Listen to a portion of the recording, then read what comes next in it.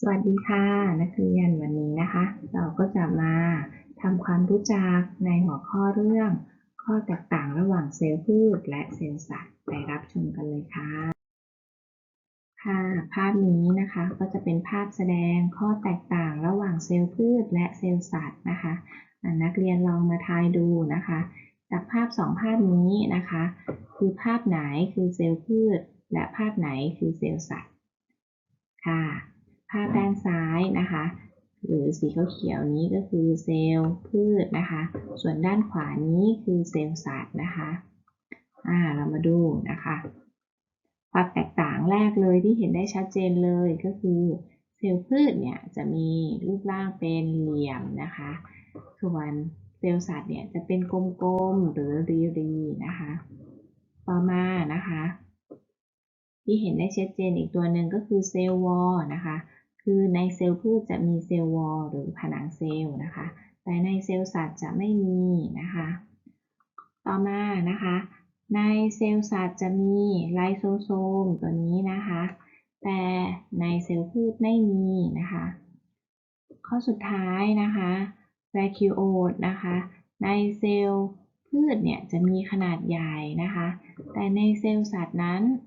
ก็มีเหมือนกันแต่ว่าจะมีขนาดเล็กนะคะเรามาดูอันนี้ก็คือข้อสรุปนะคะความแตกต่างระหว่างเซลล์พืชและเซลล์สัตว์นะคะเห็นไหมคะเซลล์พืชรูปร่างจะเป็นเหลี่ยม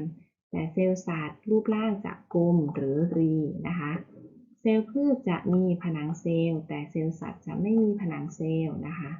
เซลล์พืชไม่มีไลโซโซมแต่เซลล์สัตว์จะมีไลโซโซมนะคะข้อสุดท้ายนะคะเซลล์พืชจะมีแวคิโอตขนาดใหญ่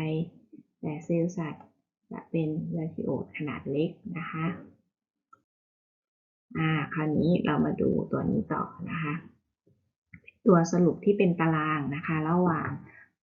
เซลล์พืชและเซลล์สัตว์นะคะโครงสร้างและออร์แกเนลนะคะผนังเซลล์นะคะตัวแรกผนังเซลล์เซลล์พืชเนี่ยจะมีผนังเซลล์แต่เซลล์สัตว์ไม่มีนะคะนอกจากนั้นนะคะเยื่อหุ้มเซลล์นิวเคลียสไลโบโซมเอนโดพลาสมิกเรติคิวลัมกอลจิบอดีเนี่ยจะมีทั้งในเซลล์พืชและเซลล์สัตว์นะคะต่อมานะคะ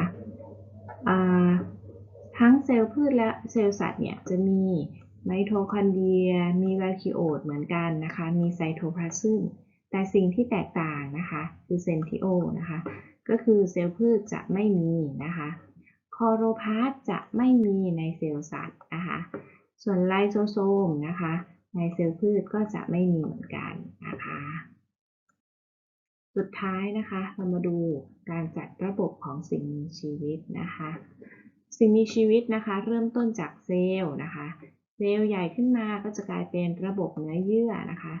จากระบบเนื้อเยื่อก็จะเป็นระบบก็จะเป็นอวัยวะนะคะอวัยวะก็จะกลายเป็นระบบอวัยวะแล้วก็จะรวมกันกลายเป็นสิ่งมีชีวิตนั่นเองค่ะ